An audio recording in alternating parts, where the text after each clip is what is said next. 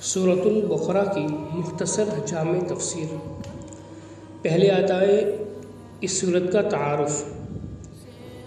اس کا نام البقرہ ہے۔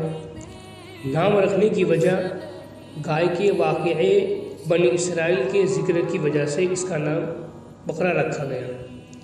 اب یہ سورت کہاں نازل ہوئی؟ تو یہ سورت مدنی ہے، مدینہ میں نازل ہوئی۔ اب اس سورت کے اندر کتنی آیات ہیں، کتنی تعداد ہے اس کی؟ تو 286 آیات ہیں۔ اب اس سورت کی اہمیت کیا ہے؟ قرآن کریم کی سب سے طویل سورت اور اسلامی شریعت کی بنیاد ہے یہ سورت۔ اب اس سورت کی فضیلت کیا ہے؟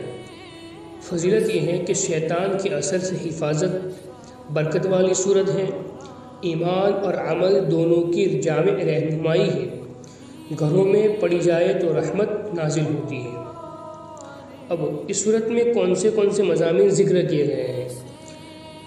نمبر 1 قرآن ہدایت متقی کے لیے، نمبر 2 ایمان، کفر اور نفاق کی وضاحت، نمبر 3 حد آدم سے بنی اسرائیل تک تاریخی اسباق، نمبر 4 شریعت کے بنیادی احکام جیسے نماز، روزہ، زکوٰۃ، حج، نمبر 5 صبر، جہاد اور قربانی کا بیان، نمبر 6 معاشرتی، خاندانی اور معاشی قوانین، نمبر 7 دعا، توکل اور تقوی۔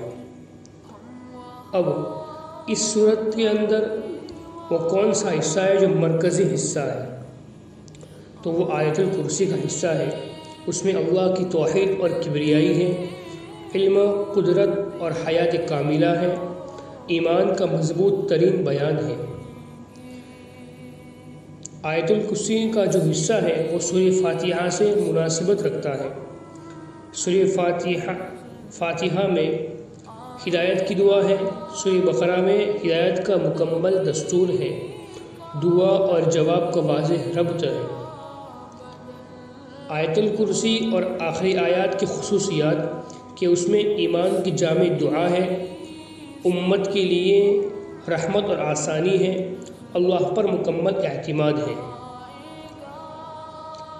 اس سورت کا سبب تسمیہ، نام رکھنے کی وجہ، یہ سورۃ البقرہ اس واقعے کی نسبت سے کہلائی جس میں بنی اسرائیل کو گائے ذبح کرنے کا حکم دیا گیا، جو اطاعت، تسلیم اور حکم الہی کے سامنے جھکنے کا عظیم سبق ہے۔ یہ سورۃ البقرہ کی مختصر اور جامع تفسیر ہے۔